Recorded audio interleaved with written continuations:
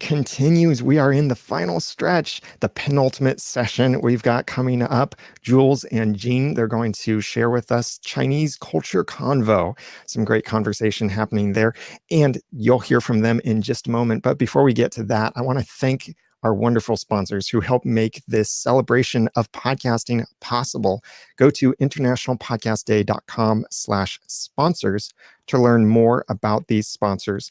Big thanks to our platinum sponsor, Blueberry. They're a full service podcasting, hosting, analytics, advertising opportunity provider, and they integrate beautifully with WordPress. In fact, if you've been podcasting with WordPress, you probably are already familiar with Blueberry because they make the PowerPress plugin used by tens of thousands of podcasters out there.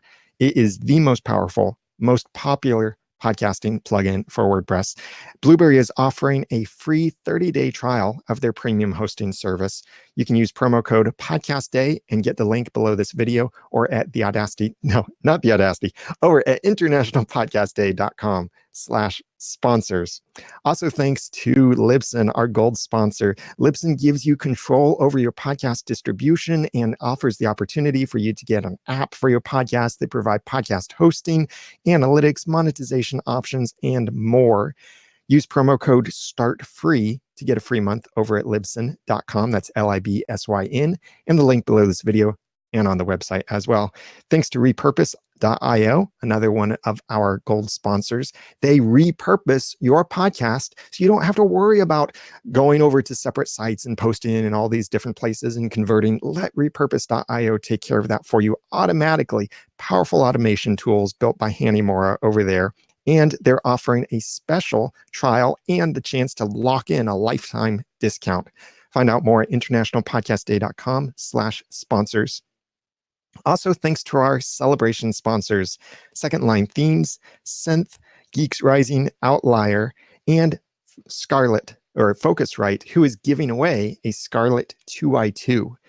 That's a fantastic interface. Find out more about that over at internationalpodcastday.com/sponsors. And finally, thanks to StreamYard, our streaming partner, with whom we could not make this stream, we could not host this stream so easily and wonderfully, bringing in each of these wonderful people. So thanks to StreamYard for that.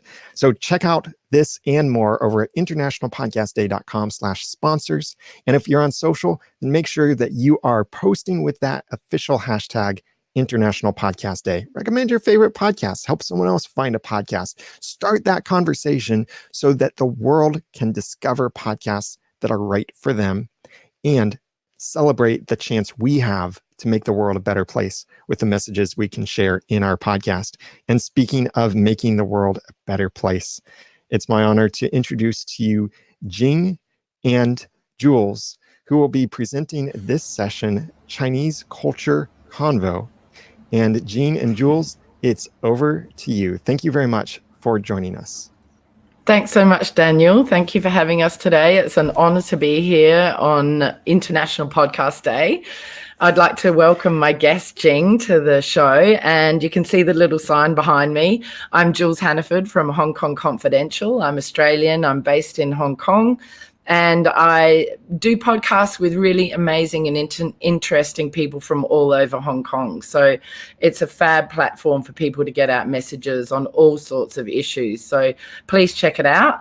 And also, I just wanted to let people know that I'm starting a new podcast soon called Fool Me Twice, which is based on my memoir that I wrote. And it's a true crime podcast story about how I was scammed and assaulted online dating. So that's coming out on the 25th of October. So please sign up for that as well. And so welcome, Jing. Thank you so much for coming on Hong Kong Confidential on International Podcast Day. It's so exciting to have you here. Thank you. Thank you for having me. It's great. Thank you for coming all the way up the big hill to my house on little old Llama Island in Hong Kong. So Jing, can you just tell us a little bit about where were you born? I'm from mainland China. I was born in northeast of China, where it's cold and it's industrial area in China. And so what was your childhood like when you were growing up? I was thinking about it the other day. Actually, most of them about study. and spending time with my family. I didn't get to travel too much. So it's just work, studying in school and traveling with my relatives. And what sort of house did you live in? What was it like? Actually, we've been moved quite often. I remember when I start remembering, we were living in my grandmother's house from my father's side. It's like actually it's built by the Japanese at that time. It's two levels, built by stone at that time. So we have a yard. Actually, it's three houses in different direction, and then in the middle we have a yard. Yeah. And so is it common for Chinese people to live many generations in one family house? At that time, yes, with most of us living in the grandparents' generation, but now I don't think so. Now we're living in the conquest. So it's not so common. Yeah. And did you have any siblings? I have, because my mom have 5 others, sister and brothers.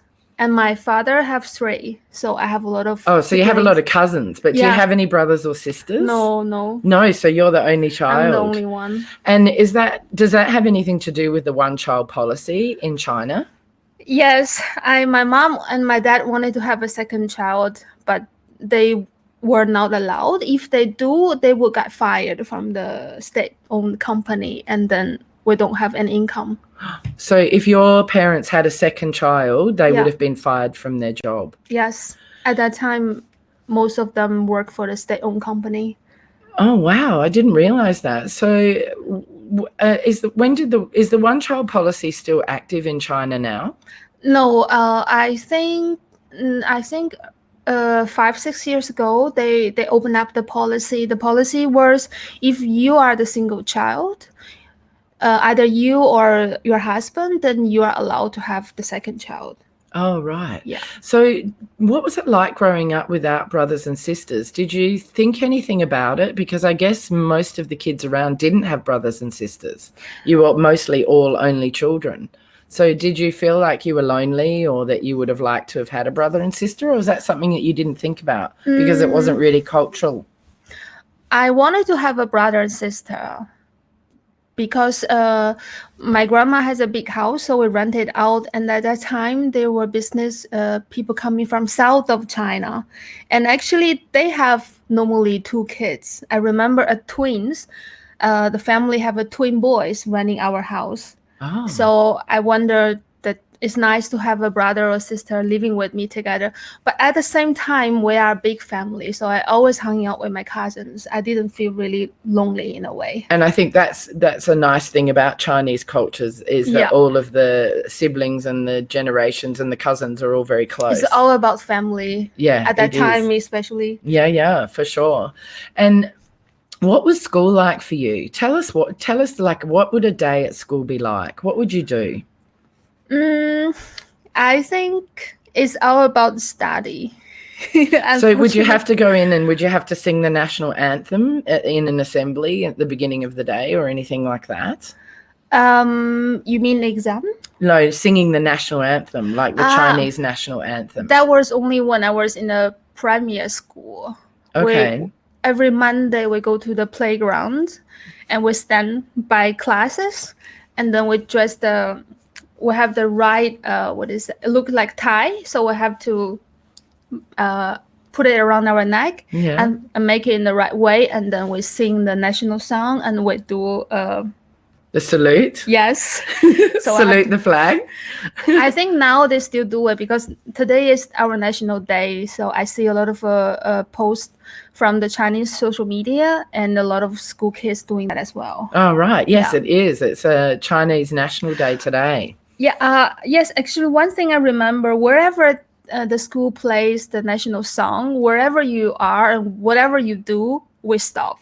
Okay, so do you have to stand up? Yeah, we have to stop, and then we're looking at the direction of the flag. In the school campus, we always have one, so we have to look at the flag. Oh, right. And would everyone do that? Yeah. Wow. What happened if you didn't do it? Nothing would happen because nobody really there watching you. But the thing is, everybody do it. You don't have I didn't have the thought of not doing it. Right, because you respect the Chinese flag and the Yeah. traditions. And so at school, was it mostly doing maths and Chinese and what sort of subjects did you study? I think not much difference like now. Chinese, math, Chemistry? chemistry, and Biology? biology, Yeah. history. Yeah, history is the important one. Okay, and was that all about Chinese history? No. Oh, No. you got other. Wow, Yeah, we got interesting. other history as well, and painting class and PE. All That's my right. favorite one. You love PE? Yes, I love painting and PE. And did you learn English at school? Middle school, yes. Oh, Primary school as well, just A, B, C, D, but that's it. okay. And middle school, then we really learn, how are you? I'm fine. This is a typical Chinese way of learning. How are you? Fine, thank you. And you? I'm okay. We have to memorize that. Okay. Yeah. And did you get a chance to practice it? Did you see any people who spoke English in the area where you lived?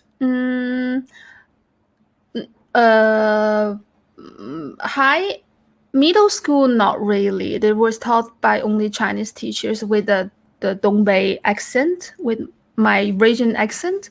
And high school, we have foreign teachers, but it's really a limited access to them. Right. But it's okay. We just learn how to pass the text. Okay, so you just Speaking- memorize it all. Yeah, speaking is not that important at that time. Oh, so you just learned to write. Yeah. Okay, that's really interesting. And then did you go to university? Yes, I went to university in 2004, and I went to another city. Actually, it's like about 3-4 hours by train from my city to northern part of China, even colder. Even further. Oh, yes, Yeah. it gets very cold up there. And what did you study at uni? I started my first major was international trade, and the Oh. second one is English. Oh, you studied English at uni. There was a second language we could learn, but we didn't have too many choices, and that was Japanese. But I didn't really like it, so. Oh, really? Yeah, I can speak a little bit of Japanese. Konnichiwa. So what sort of Chinese traditions did you really enjoy when you were a child? Chinese food. Yeah. We gather together on every weekend, so we family together, and parents play mahjong or making dumplings, or they they make clothes with Sewing. sewing. Right, Yes, that yeah. was still quite a tradition. All the aunties and my mom, they're doing that, and I play with my cousins. Oh, okay, great. And do you play mahjong? I don't, but I have to be there as well, so I was collecting money. Oh, great. I was the youngest one among all my cousins. Oh, so did that mean that you were the one that got the money because you were the little one? Oh, how cool. So I've learned to play mahjong in Hong Kong. Do you like yeah, I love it. It's very it. different, I heard. Yeah, we play, there's so many different types of mahjong. So we play quite a simplified version, but not as simplified as some of the mahjong games that I play with the staff at school when we have Chinese New Year. So when we have the Chinese New Year celebration, the Chinese staff members and the cleaners and the support staff and the teachers, they go and play mahjong, and I always go along and join them. And it's so much fun. Like, I'm playing with people, some people don't speak any English, and they play a very simplified version. So I've won many games. Like, sometimes I win 4 games in a row, and they're all cheering and going, wow. It's a great social event. Really great social event. It's quite similar to cards, playing cards, but I love it. It's really good fun. So tell me about some of the other traditions like Grave Sweeping Day and Chinese New Year and Mid-Autumn Festival. What were they like for you as a child? For me as a child, basically, it was all about gathering together with family. Not too much difference, because normally we just go to one of the houses, normally my grandma's houses, and then we meet and they start preparing food and play, and kids playing together, fighting sometimes, and then get ready to eat, and then they play mahjong, most of the parents. After dinner, and then the kids will sometimes play poker game, or we go downstairs. Oh, okay. Yeah. And what about on Mid-Autumn Festival? Did you get the lanterns, and did you go somewhere with the lanterns to celebrate? Not really. Oh, okay, that's interesting, because in Hong Kong, that's what happens. Everybody gets the lanterns Yes. and goes down to the beach. And The culture here in this way is more stronger, I feel like. Oh, okay, Yeah. that's interesting. And what were your parents like when you were a child? Were they fairly strict, or were they more lenient and easygoing? They were both working. They both had full time. And I was more of the time living with my grandma from my father's side. And my grandma took care of me. She was very nice. And she also doing some street business at that time, prepare food and go sell. And I play with the neighbor kids. Oh, okay. So were your parents living with you while Yeah, your grandma was looking after you, but you didn't see them very much? We're 'cause all they were living working? together. Oh, okay. Yeah. And that's quite common also, isn't it, in Chinese Yes. culture, that the grandparents look after the grandchildren Yes. while the parents go to work, and they work quite long hours. Is that Yes. right? Yes. And what was that like for you? Did you miss your parents? Did you wish you could see them more? I see them enough, but I have a more closer relationship with my grandma, of course. Ah, that makes sense. Yeah. Yeah. And what sort of expectations did they have of you when you were a child? Did they want you to grow up to be any particular career or study anything particular at university? Actually, they did. They wanted me to work for the government, have a stable job, because at that time there was not many people doing business. It's state-owned company for most of people. So they want me to work for the government as well, or they want me to work as a teacher, or they want me to work as a nurse. There was the three most common and popular, stable, long-term jobs. Oh, okay. And what did you think of those three options? I didn't like none of them. Why? I because they just talk about the government job is actually not a hard job. It's not that much to do, and you have to be. What I learned is you have to be good at relationships to be able to work for the government. Right. And are you not very good at relationships? No. Not in that way. Not in that way, yeah. And teacher, I think not everybody is qualified to be a teacher. It is to teach the kids. It's not any job you do. So I have a big respect of teachers. Oh, thanks. I'm a teacher. Did you know that? No. Yeah, I'm a school teacher in an international school in Hong Kong. Really a lot of responsibilities for teacher. It's not just any people can do a job as a teacher. It is a hard job, but it's a job. really rewarding job, and we're helping shape the lives of the future generation, which is really nice. I think that job was too much for me. Yeah. And the nurse, I don't know. I wouldn't want to be a nurse. That'd be really very stressful and hard. And I didn't want to stay. Respect to all the nurses out there. They really do a great job. Yeah. And can you tell me, what did you enjoy most about your family life when the whole family was together? To play with my cousins. Right. To talk with my my relatives. Yeah, just I'm a family person. I really like to stay around with family. So then you moved to Hong Kong only 3 years ago. Was that Yeah. the first time that you'd moved away from your family? No, since 2004, I moved to another city for university and never moved back again. You So- moved back home again? No, I never. Oh, you moved. never moved back. Where did you live after the university? I went back to Beijing straight away after 4 years university. Then I moved back to Beijing, and then I start working there. And what was it like working in Beijing? It's a big city. Everybody knows it has a lot of opportunities, and normally after graduation, people want to go to Beijing or Shanghai. Guangzhou was also popular at that time, but Guangzhou is too far. I never thought I would fit in the south of China. Why? Is there a big difference between northern and southern Chinese yes, I'm culture? a typical northeast type of person. I'm outgoing. I'm very direct. And if I'm angry, everybody can see I'm angry. If I'm happy, that I can be annoyingly happy. and also because my grandma has the people from south of China come to rent her house and doing business. At that time, I just heard they can be, the business person, they can be very smart. So I just had the impression of we're not smart enough to do business with them, even they were just renting our house. So I just stay in the north part to easily dealing with the people, and it's more easier for me. And also I like coldness. I like snow, and do you? And like wear a warm clothes in the winter, all that. Oh, right. Yeah. So what are people from southern China like? How are they different? Before I moved to south of China, we know that we're different. The people there are more careful, smarter in business. They are more open-minded because they have more opportunities for doing business in this area of China, and they're very smart.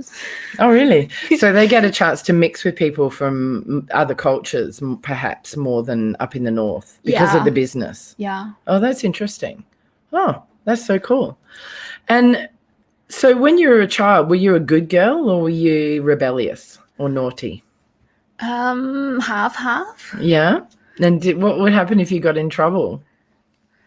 That's pretty strict with my mom. My mom is more strict than my dad to me. So if I did anything, then normally I got yelled by my mom.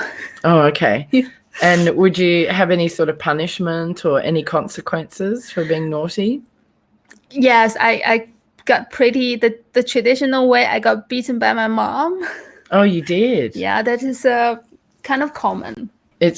And did you think anything about that it was wrong or that you wished it didn't happen, or did you accept it because it was also part of the culture? It's part of the culture there. Of course, I wish it didn't happen, but that's the way it is. I remember, after school we have a lot of homework, and also at the summer winter holiday we have a lot of work to do. And my dad, he's good at handwriting, so he taught me about handwriting. I used to have a really good handwriting because I practiced it a lot. And I remember once I was writing and I didn't do it really good and didn't say straight as my dad told me. And I'm gonna sit up straighter.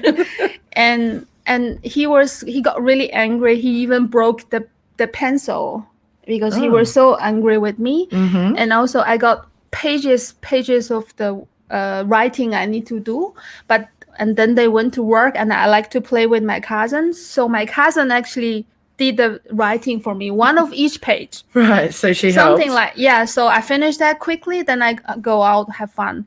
Of course, then my mom realized it. Yeah, I wasn't that smart. She could recognize the different handwriting, could she? Or because you did it so quickly? She can recognize. Yeah. So I got a really big punishment from that time. And when she beat you, was it just like smacking with her hand, or did she use a stick? Or a shoe or something? Sometimes hands. Sometimes, we have this thing to clean the floor. Oh, okay. The sweeping thing. Yeah, but the short version. Yeah. Oh, okay.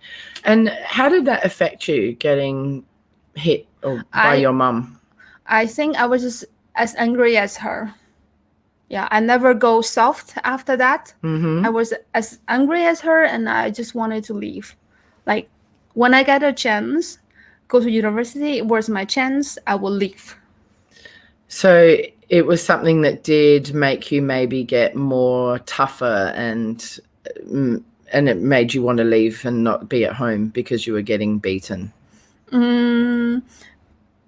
You can say so, but it's not like that I hold the anger too long. I mean, afterwards and the next day is fine again. Okay. Yeah, Right. I never really hate my mom for that. It's just at that time I will leave house. I will not come back. Right. So that was just your reaction straight afterwards, Yeah. But then later you forgot about it. Yeah. And was that very common? And was that something It is that happened to common. you a lot and to other kids around in your area? Yeah, it's common. Yeah. It's a common practice. And is it something that you've ever talked about with your mum now that you're an adult? No. No. No. You No. wouldn't want to bring it up. And so what kind of messages did your parents give you about your role in the family and future expectations? Like, were you expected to marry a Chinese man or have children, or did they have any sort of pressure about staying with the family or giving them money or anything like that, helping support the family? I think they do, but my mom, they didn't really put it in this way, because when I tell them first I have a foreign boyfriend, they gave me the freedom. They don't tell me what to do, like 1, 2, 3. But when I do and I tell them, and they say they respect my decision, so that part is good. And they want me to, my mom basically want me to be a good wife and take care of the husband, that kind of thing, like what she has done. And have kids, of course, but without her telling me that I already know that I want to have a bigger family, because I told her that I wish I have a brother or sister, and then that's where she told me they wanted as well, but because of the one-child policy, so they couldn't. And then I want to have more than one child. And actually, by having a foreign boyfriend, that was not the purpose of me wanting a foreign boyfriend. But when I have a foreign boyfriend, I thought about, okay, so the foreigner don't have the one-child policy, so I could have a chance to have a big family. Oh, so if you met and had a family with someone from northern China, they might still expect you just to have one child, At that even time, though the policy has changed. No, I think nowadays also people like to have 2 child, because my cousins, they already 3 of them have the second child already. Right. Okay. Yeah. Okay.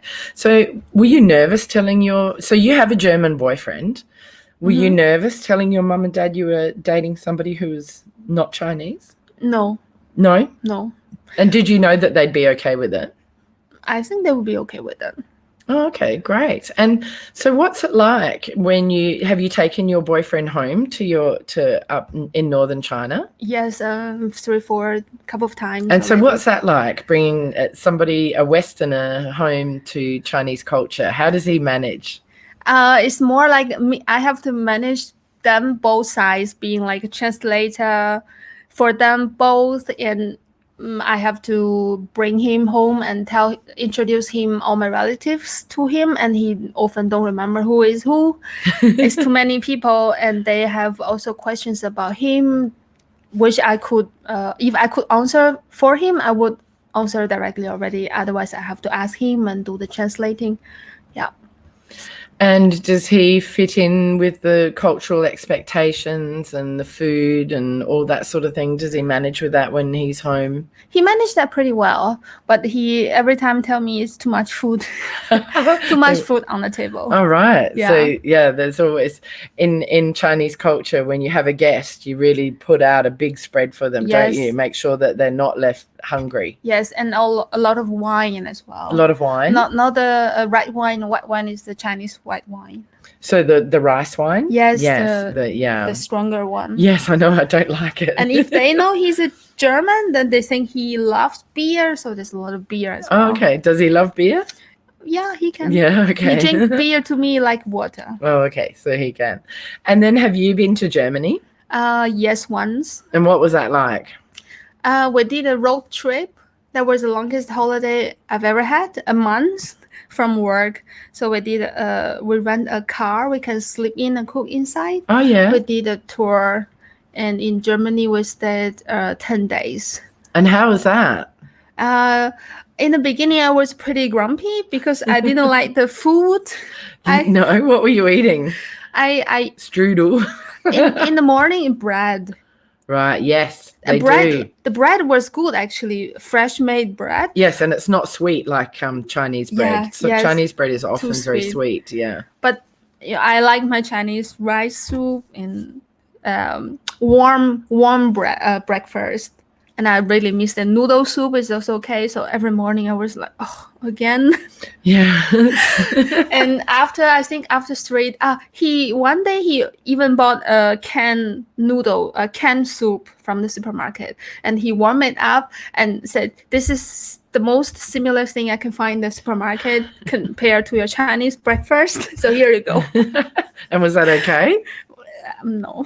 But then I got used to the bread. I also like bread. I just didn't want to eat it every day. But then the fresh made bread was actually very tasty. Oh, cool. Yeah. Oh, that's good. And how did you get on with his family and adjusting to the German culture? Actually, I never met his family yet. That time okay. I went to Germany, his parents were traveling in Spain. Yeah, in Spain at the time. And we couldn't make so you it. couldn't meet them. Yeah, I met his nephew once in Beijing. Okay. Oh, great.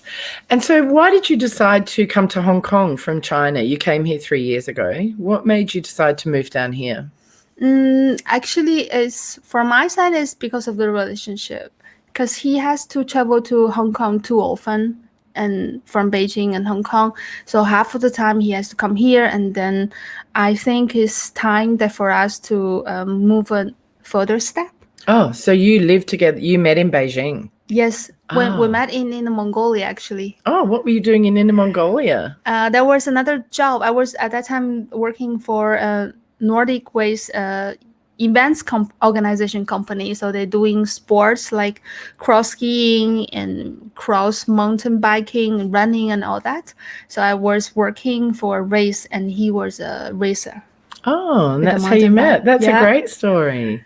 So what was it like doing that sort of event work? I really liked it. Yeah. I liked be able to work in the nature, and there's a lot of people that I can communicate with, and I was organizing and help them to prepare and during the race and after race. So I really like that. I don't really like too much sitting in the office and working with the computer, which is my current job. Oh, so what are you doing now in Hong Kong?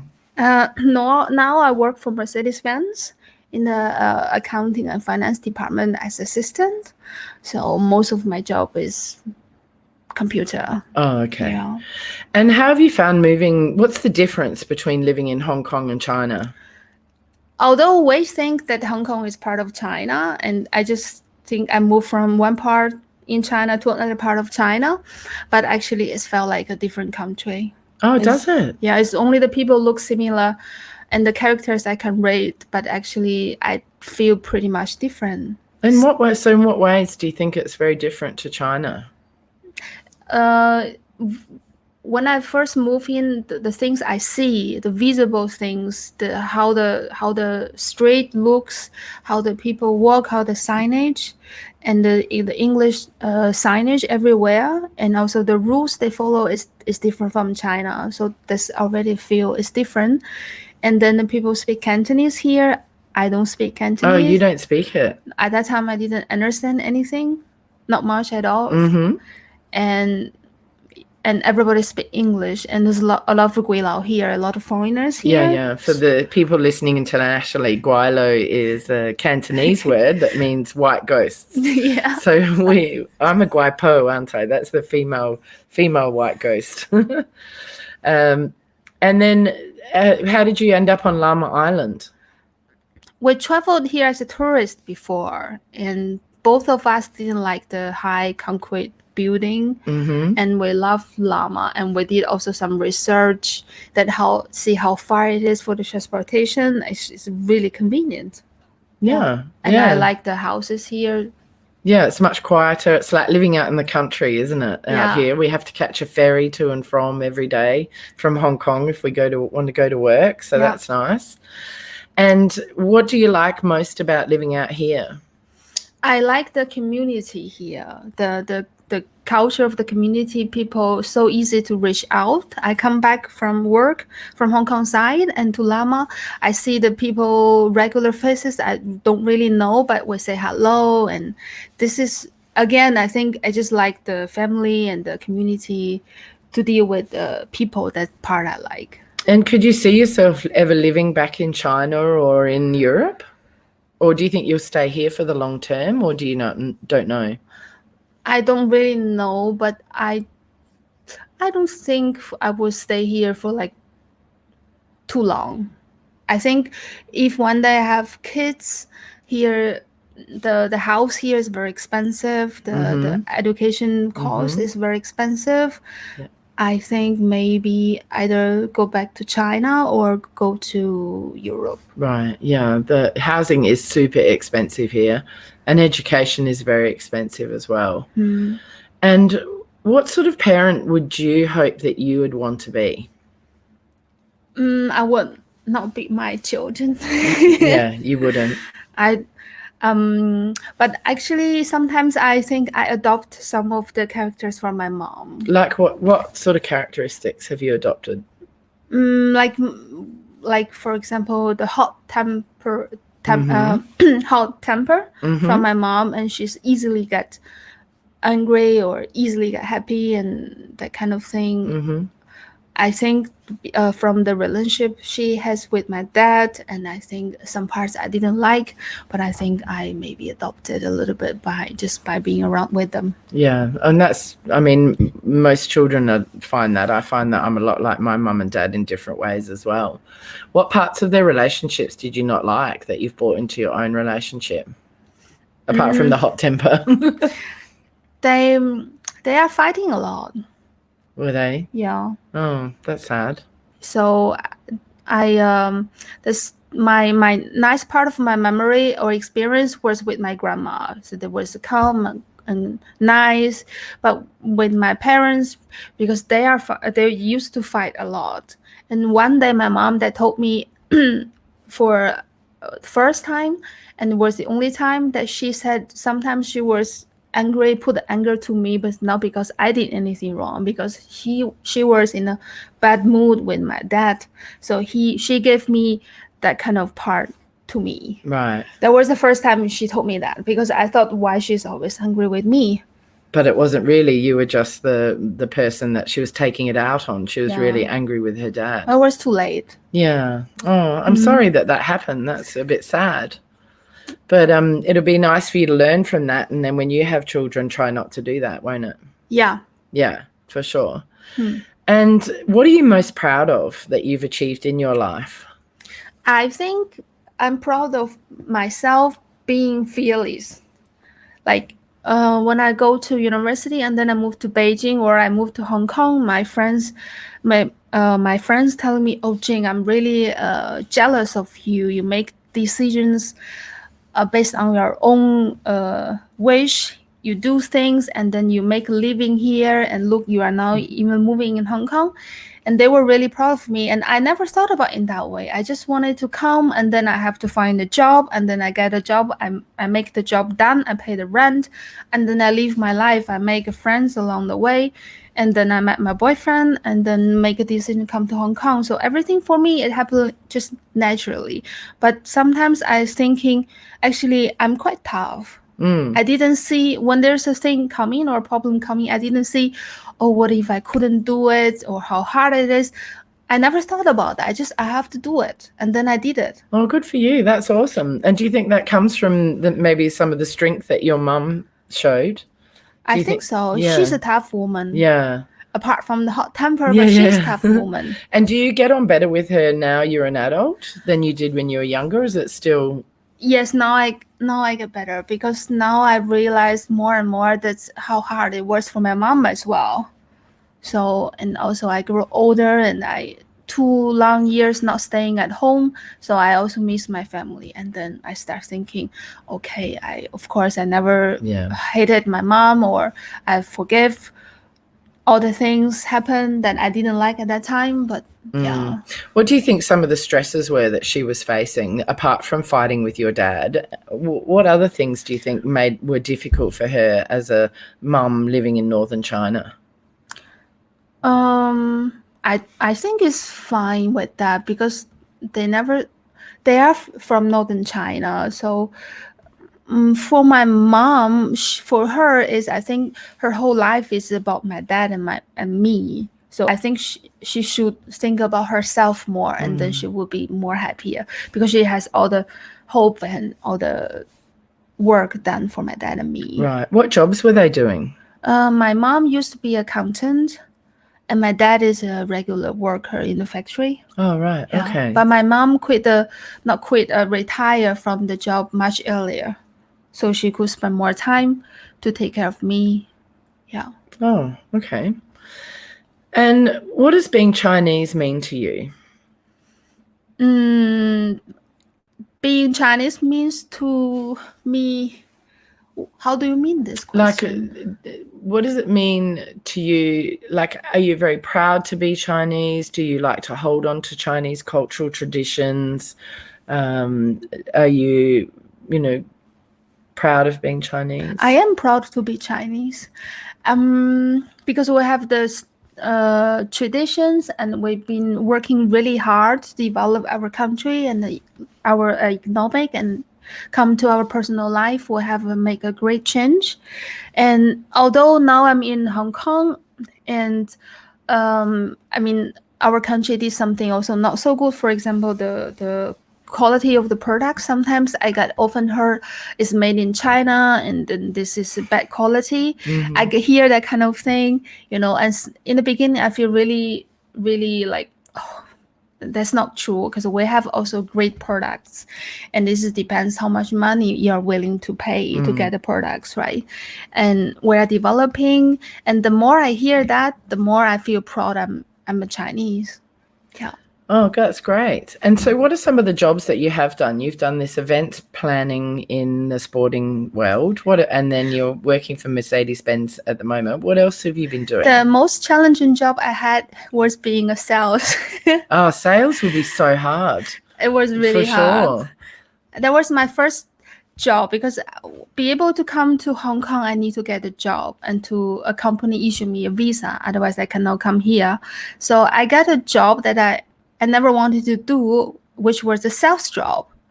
It's a magazine, and selling advertisement for the magazine. But the only reason I got the job is because it's a sports travel magazine. That part is my passion. So I convinced the editor that I can do the sales job. I just need to learn the selling skills, but I have the passion for the product, the story, the magazine itself. So I convinced the editor, and together with the sales, they gave me the job. And how did you go? It's not easy, is it? Convincing people to buy advertising space. No, and I think what makes it harder is the culture difference here. Is a mainland Chinese come to Hong Kong and work as a salesperson, and sells the advertisement to the local. That was the most difficult part. And I was really shy. The making the sales job, I have to make a lot of cold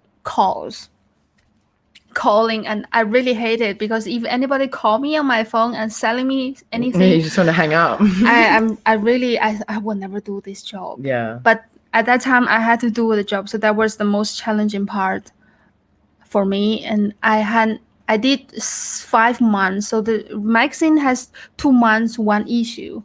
So my sales comes like every 2 months, and I have a sales target. I remember the 2 issues, 4 months, I didn't even fulfill my sales target. So does that mean you didn't get paid? I get paid. I just get the basic salary. Basic wage, yeah. So for the new sales, they're okay with that. And then for the 3rd issue, I reached my sales target, but I quit the job. I got my commission, I wasn't happy. Oh, it just didn't fulfill you. And I suppose that the other job where you were out, in the races and doing the events is much more interesting, and you get to meet people, and you're not just on the phone calling people. Yeah. So, Jing, what are your hopes for the future? My hopes for the future would be, I could be healthy, stay healthy, and form my own family. That would be my. Oh, that's lovely. That's my hope for the future, is to stay healthy.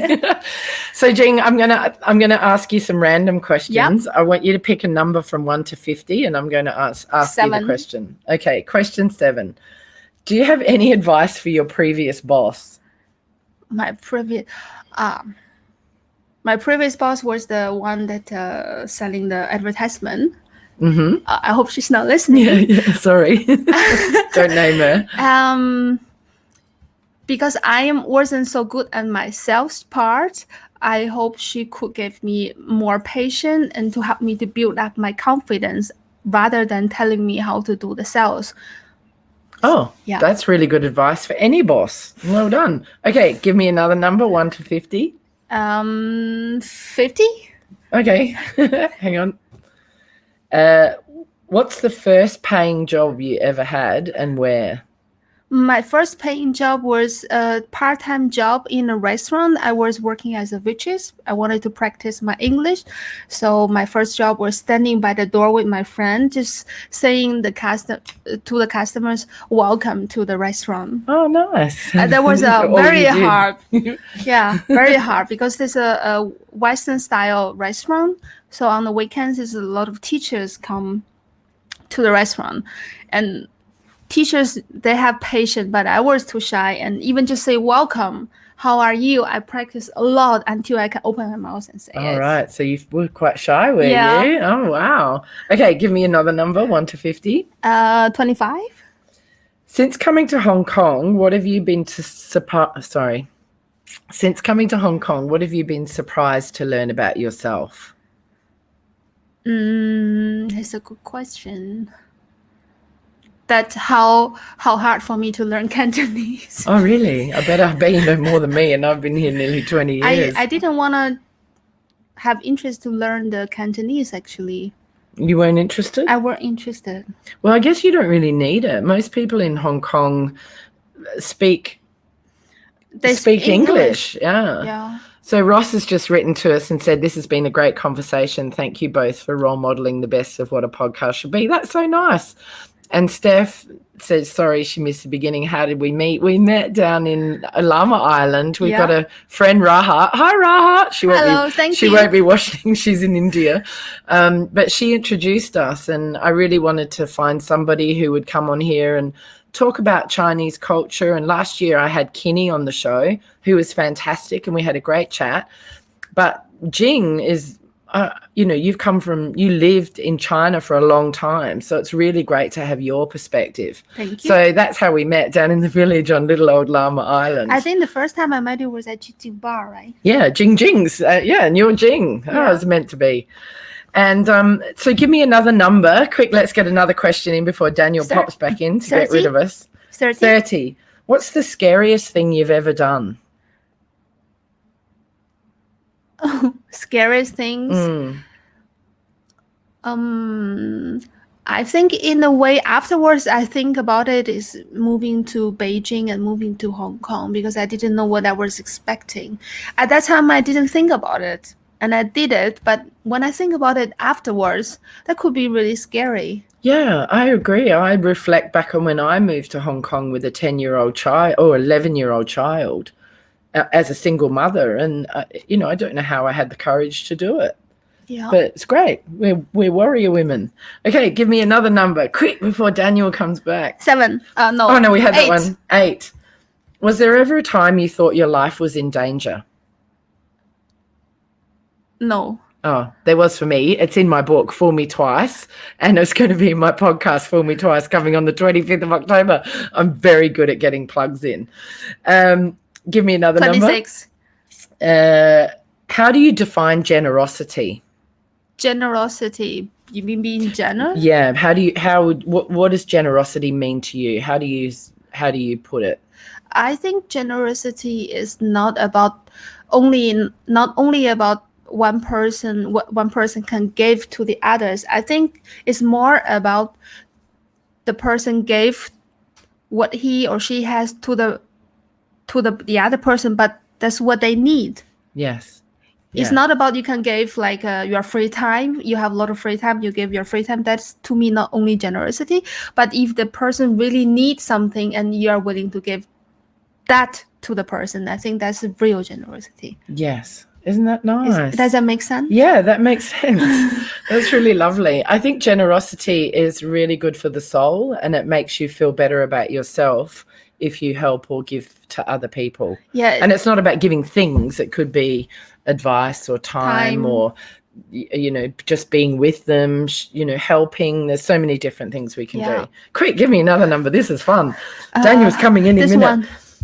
Number 11. What do you what work do you do to? Oh, sorry. What do you? I think another one. No. What do you work towards in your free time? So, what are your hobbies, or what are your goals in your free time?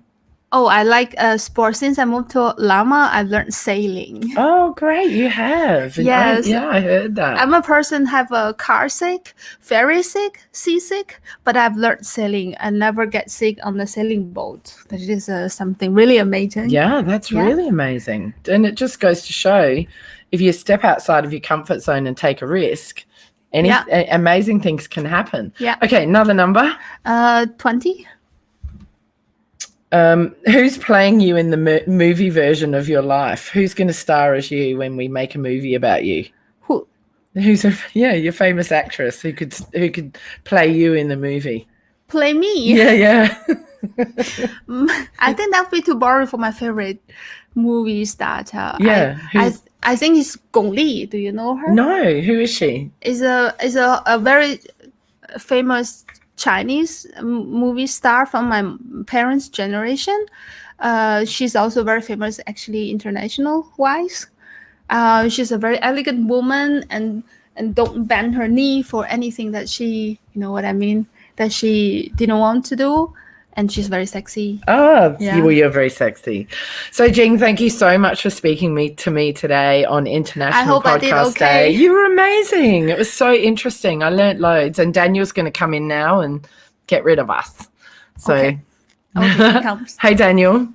This was an amazing conversation. Thank you so much, Jules, for bringing this to us, for introducing us to so many great stories. And Jing, thank you for your bravery. I'm sure a lot of those questions might have been a little difficult to answer, or stories a little difficult to tell, but thank you. And this, like Ross mentioned in the chat, this is a great example of just the conversations you can have in podcasts and how to have those conversations. Not so much, tell me your top 5 books, tell me, what your famous quote or anything like that. But thank you so much for these stories. And tell us again, Jules and Jing, where we can learn more about you, follow what you're doing and such. So I'm Jules Hannaford from Hong Kong Confidential, and I'll be releasing my new amazing, exciting true crime podcast, Fool Me Twice, on the 25th of October. You can subscribe to it now and listen to the promo, and there'll be a trailer out next week. And if anyone wants to chat more to Jing, drop me an email at jules@hongkongconfidential.net and I'll connect you guys. Okay. Is that cool? I go have my fans. Yeah. You can say hello, say how people can get straight in touch with you. Hello, everyone out there. Thank you for listening. This is the first time I've ever done anything like this. I think it's easier if they reach you, and then I give you my Facebook account. And great. Yeah. Awesome. So, Daniel, thank you so much for having us, and thanks to all the sponsors. And it's such a wonderful event, and I've learned so much from the other shows. And it was great to actually do an interview because so many people are sharing so much knowledge. I think it's nice for us to do something a little bit different. Yeah, thank you so much, Jules and Jing, for your time. Thank you for celebrating International Podcast Day with us, and I'll let you go. Today. Yeah, it's our pleasure. Thanks. So thank you so much for joining us for this live stream. We're going to continue with our wrap up. It will be Steve, Dave, myself, and Todd Cochran. We're going to wrap up this great day we've had of so many great live streams, so many great sessions and conversations. And then you'll finally get to go to sleep, but not until this final wrap up when we talk about podcasting and more. So thank you very much. Please make sure you visit our sponsors at internationalpodcastday.com/sponsors, because we could not do this and make this celebration like this without our sponsors. Big thanks to all of them over there at internationalpodcastday.com/sponsors. We will be back for our final wrap up of International Podcast Day 2019 in just a little bit. Thanks for watching.